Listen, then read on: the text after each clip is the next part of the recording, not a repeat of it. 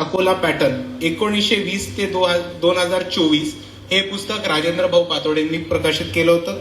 आणि त्याच्यानंतर वंचित बहुजन आघाडी उदय आणि विकास हे धनाजी सर कांबळेंचं पुस्तक आपण प्रकाशित केलं होतं. आणि त्याच्यानंतर आज 5वं पुस्तक खौफ और नफरत के दौर में मुसलमानों की सियासती अजेंडा हे पुस्तक फारुख सर अहमदचं आज वंचित बहुजन आघाडीतर्फे बुक लॉन्च होत आहे. आणि प्रबुद्ध भारत तर्फे वंचित बहुजन आघाडीतर्फे आपला सर्वांचा ह्या बुक लॉन्च साठी मी स्वागत करू इच्छितो. आपण जर बघितलं असेल तर 2014 पासून मुसलमानांवरती खूप मोठ्या प्रमाणात अन्याय अत्याचार चालू झाला होता, जुल्म जाती चालू झाली होती.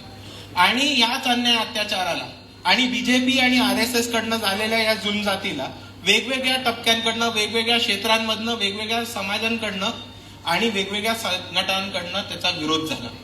आणि भारताच्या इतिहासामध्ये जेव्हा मुसलमानांवरती कोणत्या प्रकारचा अन्याय अत्याचार झाला तेव्हा समाजामधनं उठून, वेगवेगळ्या टप्प्यांमधनं उठून, विविध संघटनेचे, विविध पक्षाचे लोक उठून ज्यांनी या RSS आणि बीजेपीला विरोध केला आणि मुसलमानांच्या बाजूने उभं राहण्याचा प्रयत्न केला, याचं डॉक्युमेंटेशन होणं आणि ह्याची माहिती पुढे जाऊन सर्वांसाठी उपलब्ध राहणं हे भारताच्या इतिहासामधलं एक खूप महत्वाचं पाऊल राहणार आहे.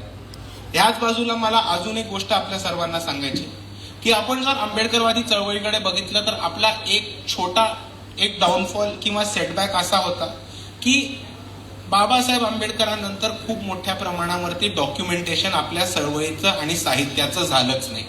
आणि ह्या पुस्तकाच्या प्रकाशनातनं आणि ह्याच्या आधी प्रबुद्ध भारतनी जे 5 पुस्तकं प्रकाशन केली त्याच्यामधनं हा डॉक्युमेंटेशनचा आणि चळवळीचे दस्तावेज हे सगळ्यांसाठी उपलब्ध राहावेत आणि पुढच्या येणाऱ्या पिढींना हे इतिहास वाचता यावा की मागच्या पिढींनी कोणत्या प्रकारे संघर्ष केला, लढा दिला आणि भाजप RSSला लढा देऊन इकडचं संविधान आणि लोकशाही वाचवण्याचा प्रयत्न केला, हे पुढच्या पिढींना उपलब्ध राहण्यास पाहिजे. म्हणून हे पुस्तक प्रकाशन करण्याचा वंचित बहुजन आघाडीने हा ठराव केलेला आहे प्रबुद्ध भारतच्या माध्यमातून.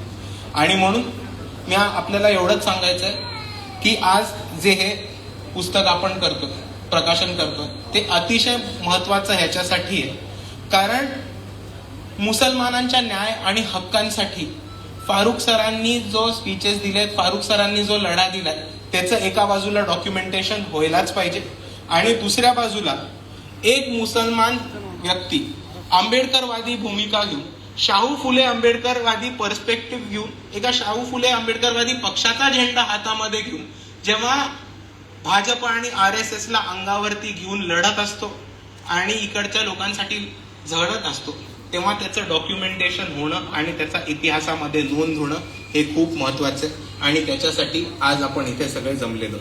आणि त्याचबरोबर आपण बघितलं तर 2014 आणि खास करून 2019 जेव्हापासून फारुख सर आणि आमचा हा प्रवास चालू झाला तेव्हापासून आपण बघितलं तर भारताच्या इतिहासामध्ये आणि महाराष्ट्राच्या इतिहासामध्ये मुसलमानांवरती अत्याचाराचे खूप मोठे मोठे प्रसंग आले. NRC CA आलं, मॉब लिंचिंगचा प्रकार झाला, त्याचबरोबर वेगवेगळे विधायक आले.